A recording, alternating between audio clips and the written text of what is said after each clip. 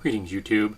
Former Secretary of State Colin Powell has spoken out against the current policies of the Republican Party, which appear to be about limiting access to the voting booth for a particular segment of Americans.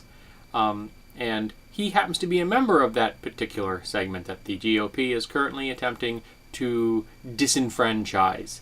To quote Mr. Powell, and they claim there's a widespread abuse and voter fraud, but nothing documented, nothing substantiates that. There isn't widespread abuse, and so these kinds of procedures that are being put into place to slow the process down, to make it likely that fewer Hispanic and African Americans might vote, I think are going to backfire, because these people are going to come out and do what they have to do in order to vote, and I encourage that. I'm in agreement with Mr. Powell. I also encourage that. He goes on. And when they start to say, let's restrict the number of voting hours or make it harder for students to vote, then I have to get a little bit suspicious of it.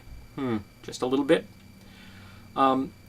Here's what I say to my Republican friends. The country is becoming more diverse. Asian American, Hispanic American, African American are all going to constitute a majority of the population in another generation. He's correct. You say you want to reach out. You say you want to have a new message. You say you need to see if you can bring some of these voters to the Republican side. This is not the way to do it. The way to do it is to make it easier for them to vote, then give them something to vote for that they can believe in. It's not enough to say we have to have a new message.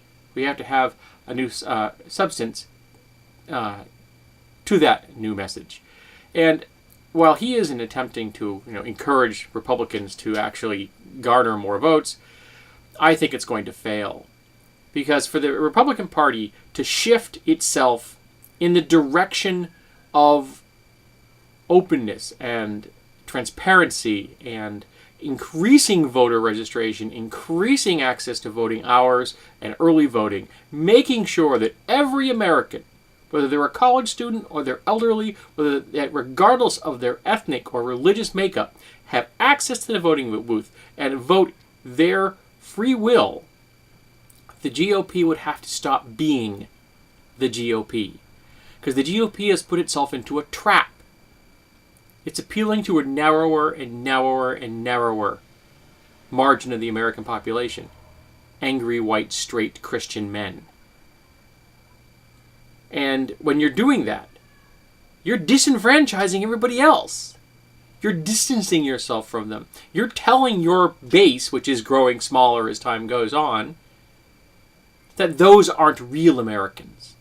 And all those people out there that are being disenfranchised by the GOP right now, they're listening. They're hearing the message that the GOP is actually sending. Not the empty words they're saying in their news bites. But where the rubber hits the road. When people are watching the hours close on registration areas. When they're seeing branches closed down so people cannot physically get to places to register to vote. When they're seeing that the time frame for early voting narrowed to, again, restrict more voting. When they're seeing these voter ID laws put into place, and when they're being told that college students can't vote because they're not in their state of residence. What a shock. A college student is in a place other than their state of residence because they're away at college. When all these things are being done, everyone's listening. And their actions are speaking far, far louder than their words.